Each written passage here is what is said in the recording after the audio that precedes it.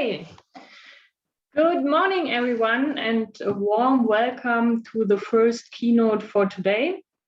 My name is Christine Görgen, and I'm working at Saarland University as a startup consultant. Our topic today is how startups can be supported by infrastructure. But before I lead you through the session, I would like to start with some general information for you. Please note that the event will be recorded and this session will not be translated. If you want to ask a question, please sign up by hand. We will call you. Of course, you also can use the chat for posing your questions. To protect your personal data, you can change your name to another name that you can do in the settings. Okay, good. Let's get started with the presentation of our keynote speaker, Johannes Frühauf. Dr. Johannes Frühauf is founder of Biolabs in the USA and initiator of the first European biolab in Heidelberg. He has worked as a physics in various healthcare systems, and in his more than 15 years as a biotech entrepreneur, Dr. Frühauf has been deeply involved in redefining entrepreneurship in life science and building up ecosystem for startups. Lab Central and Biolabs currently host more than 300 startups in eight cities. 20% of seed and Series A venture capital in the US in the sector of life science is accounting by companies founded with this within this network. Dr. Frühauf studied medicine in Germany and France. He graduated from University of Frankfurt and received his doctorate from the University of Heidelberg. With the first European biolabs in Heidelberg, he brings the successful concept for full-service incubators in the life science sector back to the region where the founder himself comes from. So due to the time difference, the keynote was recorded, but we are therefore even more blessed to welcome also Dr. Christine Müller, the project manager of Biolabs Heidelberg, who will answer your question afterwards. Dr. Christine Müller, would you like to briefly introduce yourself? Sure, thank you very much. Yeah, first of all, thank you that you invited us to introduce our activities here in Heidelberg together with Johannes and the team in the US. Yeah, my name is Christine Müller and I'm actually still with the regional life science cluster BioRN.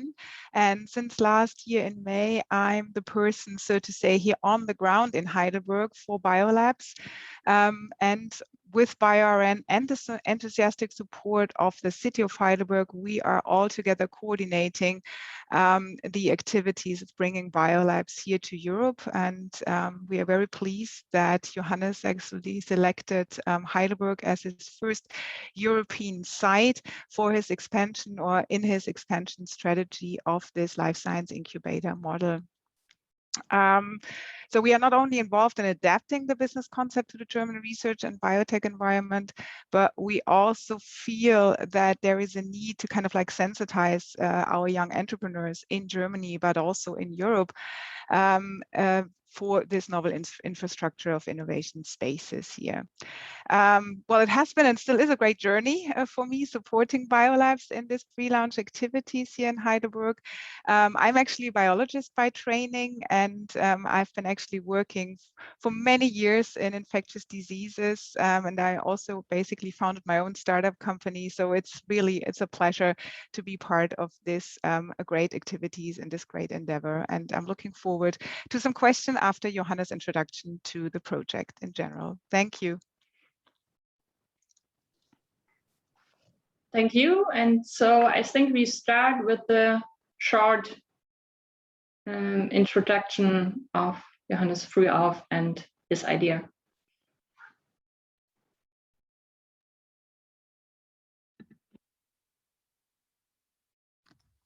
Good morning. My name is Johannes Frühauf. I'm the founder and CEO at BioLabs, and I'm glad I'm able to speak to you this morning, even though I'm not there to log in live. So we'll see how we can do this. There will be a few people here or there from BioLabs, from our organization, so that they can answer some questions in the Q&A afterwards.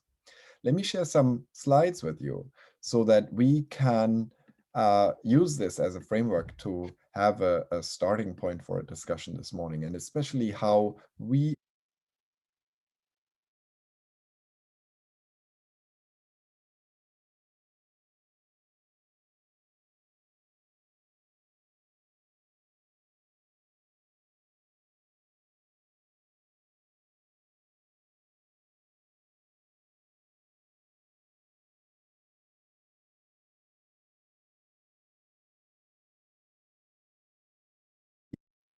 imagine how we imagine building ecosystems and how we do that in practice, and how we are now bringing this idea to Europe as well. So I've titled this short talk, Building Innovation Ecosystems, and especially startup support through infrastructure. What we try to show is how we have established viable and very successful communities of people who build life science startups together. If we go to the next slide here, you'll see an image that I like to start with, because many people, if they hear what we do, they think of physical infrastructure and incubators, but that's not really what I have in mind when I talk about this. Typically, when we talk about this, we want to create community, and you see that on the left, a very happy community pre-COVID of smart innovators outside of one of our labs called Lab Central in Kendall Square. And that's really the embodiment of what we're trying to do. We get to that through physical infrastructure, like some of the labs that you see on the right side here. A very important understanding is that life science innovation does not happen in isolation. It always happens within context, and it needs many successful elements in order to come together. And we see, of course, it has to start with basic excellent scientific research, and it has to be supported with all kinds of additional elements that need to come together to create successful startups. The elements, let me just point them out: a supportive environment that allows young people to consider entrepreneurial careers instead of joining big companies, supportive tech and licensing offices, tech transfer and licensing office practices, where the universities support the creation of startups. Access to a talent pool that supports the needs of innovation from inception through the various stages of development until a product can be reached. Industry support, venture capital, and last but not least, the availability of functional space. And that's one of the areas that we contribute to. Here's an overview of the different elements in biopharma. We all know that aging populations have a growing need in healthcare. I want to focus on these items. Much of the innovation in biopharma and healthcare has migrated away from the large pharmaceutical companies to entrepreneurial groups that are coming out of academia, and they need venture capital to fuel that high risk activity. That is what we focus on. We create efficiencies in this innovation process, and we started doing this in Boston. Now we hope and we have the conviction that there's huge potential to do what we do and bring some of these learnings to Europe, and that's really what our discussion today is about. We see a big interest from government in this whole topic of the innovation economy, which could replace some of the jobs we're losing in manufacturing. And many regions are very interested in being part of the innovation economy. At the same time, we see changes in society that support the concept of a sharing economy, where many people look for functionality rather than for ownership. And that we see that in car sharing, we see that in in co-working places. And also entrepreneurship is becoming more and more acceptable in many societies as a career path. So we built our model on these observations. We saw that this happened in the early 2000s and the 2010s, that in the computer industry, cloud computing became a big thing for storage as well as for access of calculating power. Lean startup methodology, of course, is a whole school of thought. Co-working models emerged for office spaces, and sharing economies really took off. And we said, there is a time now, is this a time now to apply these models to our field of life sciences and biotech? And in order to do that, we were able to bring together many different stakeholders to create successful life science ecosystems along these same lines. One example is the creation of Lab Central, that is really the outcome of the collaboration of many stakeholders, including government, industry, our groups as organizers and other nonprofits, with the outcome of an amazingly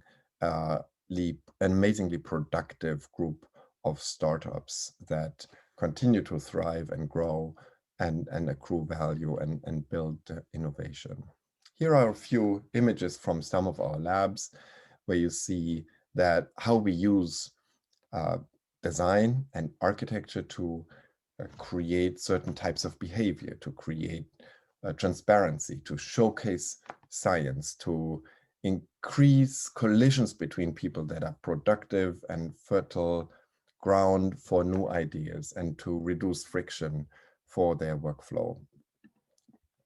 We've demonstrated that using this model, we call it the biolabs model, we've been able to reduce the startup costs for an average life science startup from about $2 to $5 million upfront that would typically go into getting real estate, outfitting it, buying equipment and so forth, to a few $100,000, and also to reduce the time needed to get set up to a matter of days and weeks. And so that is a significant leap in productivity that allows many more companies to get started and to hit milestones before they need to raise huge amounts of capital. We have expanded this model starting in Boston, now across the whole US. We have over a dozen innovation labs established now in 10 cities, and it's growing rapidly. We have new projects coming up, for example, with Yale in New Haven. Our network now is by far the largest network of co-working labs in the United States. We have over 300 companies that use our labs on a daily basis, and they're all coming through, do their work, and within two and a half years, most of them have moved on because they've outgrown us. We are now in the process of expanding this network to Europe, and that's what we're here to talk about. Here's a slide that mentions the establishment in Heidelberg of a biolabs that's coming up in the next few months. We have the location listed here. It's part of the Heidelberg new development there within an old former army barracks location.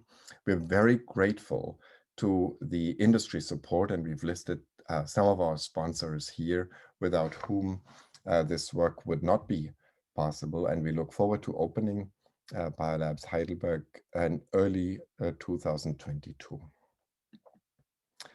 I give you a few images of other future projects that we are building in Europe. Here is a collaboration with the French pharmaceutical company Servier. Servier is building their new headquarters just outside of Paris on the Plateau de Saclay, and they're moving thousands of researchers into this centralized building, which is this round building and its adjacent buildings. And we've jointly decided to build a biolabs at this building on the right, directly adjacent and in fact connected to their center of R&D. So our startups will have direct access to colleagues and advice and help from big pharma, in this case Servier, and vice versa. Servier will have insights into the creativity and the rapid development that happens within dozens of startups in our biolabs facility. This lab will come online in 2023. And here's another image from one of our projects in Paris, where we are part of a very ambitious project of converting Hôtel-Dieu, which is the oldest hospital in Europe, at this fantastic site on Ile de la Cité, right next to the Cathédrale Notre-Dame. This is Hôtel-Dieu, and we're converting this about 1/3 of the building into a novel and brand new modern innovation lab. This project will come online in about 2025. We look forward to bringing our learnings to Europe in this way. And I think there will be many other opportunities to create similar clusters with your help and with your collaboration. We look forward to that. With that, I'm done with my introduction, and I will leave it to, I think, Ann-Christine and Julia Schaft will be there to answer your questions. Thank you. I hope to see you all soon in person. And don't hesitate to send email questions if you have. I think my email is on the slides that you receive. Thank you very much and have a nice day. Bye-bye.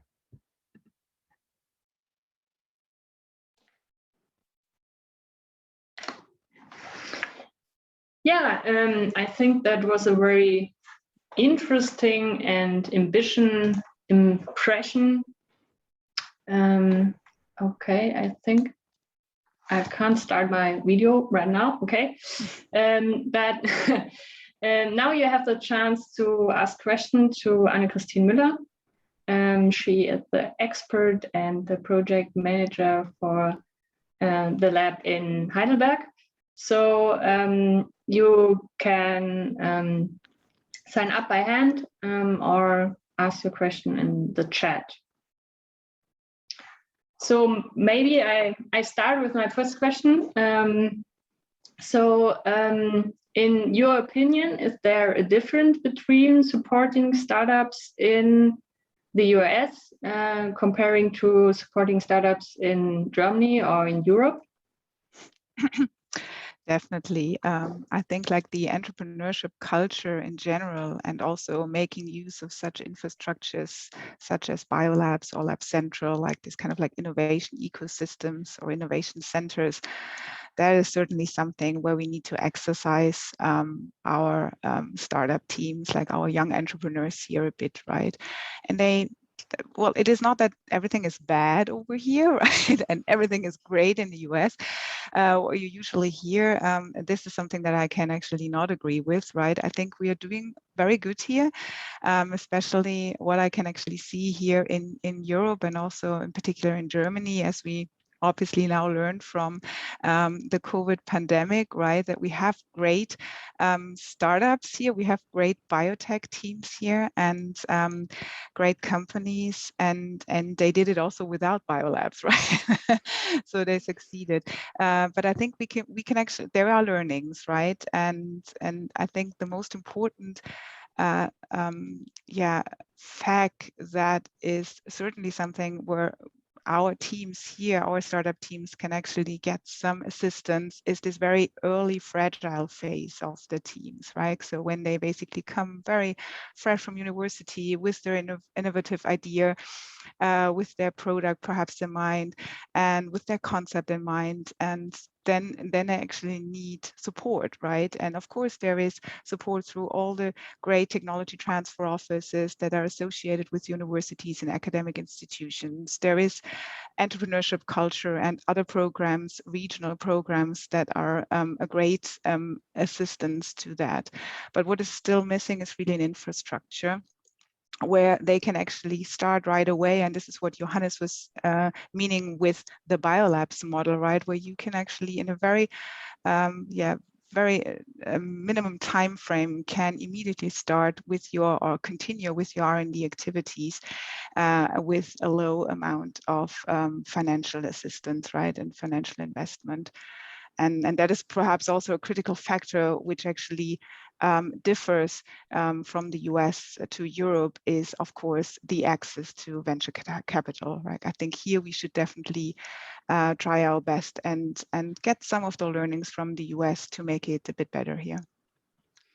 Is it also possible that startups here in Europe get the funding from the US when you have the good connection to the US labs? Sure, this is actually something that we do have in mind.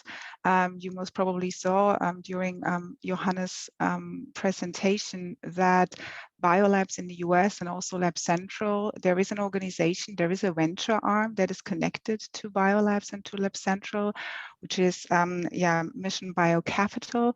And this is really a VC pot, so to say, right, that in the US exclusively invests in biolabs residents, so teams that have been selected to basically work on a bench, on a fully equipped bench over there, and they can actually request funding and this very early like pre-seed seed funding through this venture capital arm. Unfortunately, this fund is at the moment not able to basically invest in European teams or in Europe in general, but this will change over time now. I think now having their first labs basically online here in Europe, that is certainly on the priority list to work on, right, and to make it basically achievable also for teams and for potential residents here in Europe. That sounds amazing. Yeah, that's what we need. And what currently your greatest challenge to build up it in Europe? Well, I think the greatest challenge was actually to identify a space and the building, right? I think this was like really getting a real estate, right? That was something that was the most challenging part over the last 1.5 years. I think we started discussing with biolabs and with the organization and with Johannes himself, I think already in the end of 2019. And we had several options, several opportunities, but some of them failed. Some of them has been basically then canceled last minute. So we are really happy and we're really appreciating the support of the city of Heidelberg here and the technology park here in Heidelberg, who is actually assisting a lot in identifying the right space and basically now also assisting biolabs in building new space. And this is exactly what we're doing. So you may probably have seen and remember the slide where he showed the campus, the new innovation campus that is actually about to, to develop here in the south of Heidelberg.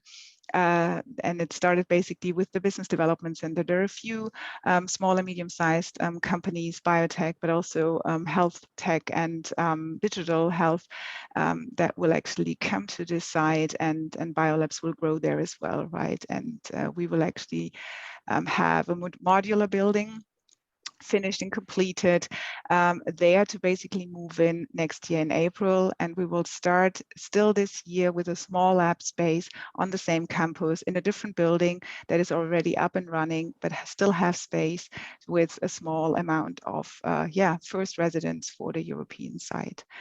And we hope to open still this year. December is basically our biggest aim and the greatest challenge. Fingers are crossed. Thank you very much. So still the opportunity to ask questions. So please raise your hand.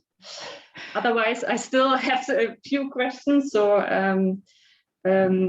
what I was asking myself was also how are the labs financed? So are there sponsors? Is it the government gave you the money, or does the companies, the startups give you shares? What is the business model behind that? Very good question. Yeah. So biolabs indeed actually provides the startup teams, the so-called biolabs residents, a fully equipped and maintained laboratory. And this obviously means that there is some money needed, right? Some financial assistance needed. Indeed. So the entire Biolabs concept and business model is based on industry partners, as Johannes was saying. So we're very glad and we really appreciate our strategic sponsors. These are usually pharma sponsors, and they actually assist in the strategic development of a particular site, but they also assist financially and aid basically for operations, so that a site such as the new site in Heidelberg can actually become online. But also can be operational. So every site, every new site, but also every site in the US and outside the US then in the future will have its own Biolab staff team. So this is usually like a minimum of 3 or maximum of 5 to 6 people, a site head, lab manager, director of operations, etc.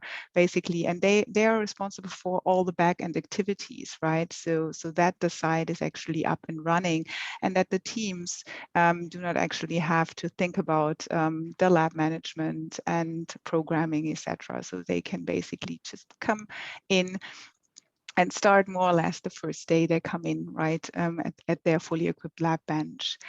Equipment is also a big issue, obviously. So every site is, as I said, fully equipped with, yeah, I don't know, starting from pipettes, set of pipettes to centrifuges to a fully functional biosafety cabinet, cell culture rooms, etc. So everything basically there for the teams to, as I said, start immediately with their R&D activities, or to continue their R&D activities that they've started typically at university in a research lab.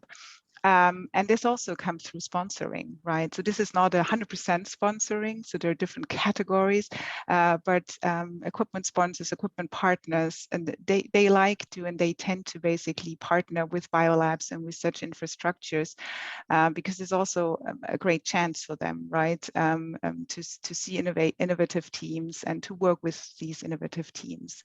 And it also comes with benefits, the same for the strategic partners. So it's the same thing, right? Same story. They see innovation, they can talk to them, they can interact very closely.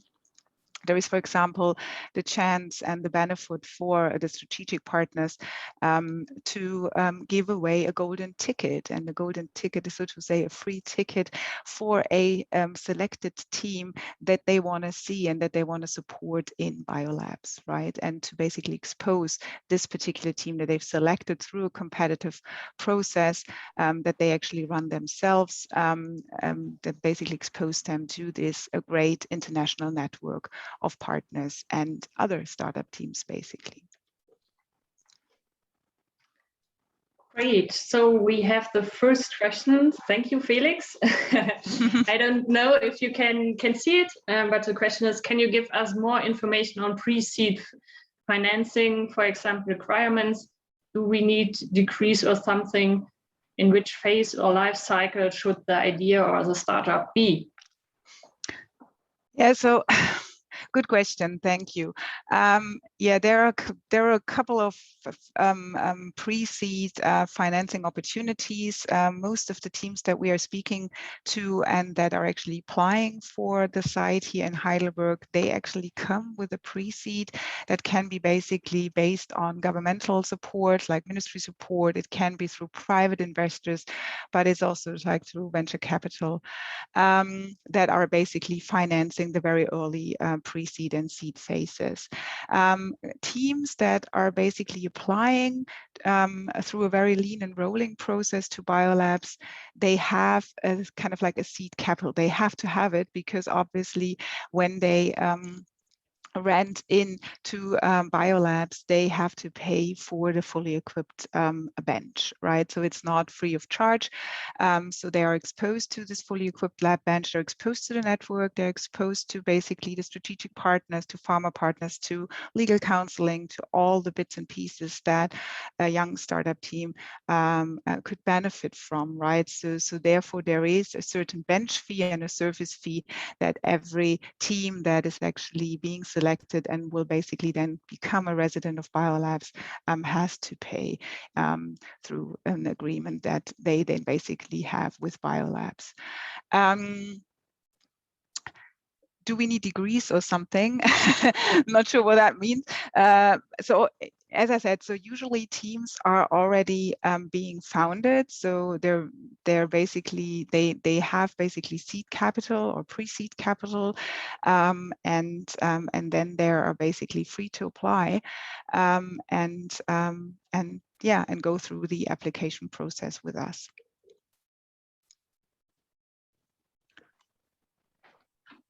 Great. Okay. Thank you very much. We are running already out of time. So thank you, Anne-Christine Müller. Thank you also on Johannes Frühauf for the interesting insight in your mission. I took away some really new aspect and I got interesting impression in your work. So I think it was a very productive start in the day. At 11, we continue with the first matching session. So I wish everyone happy networking. So see you.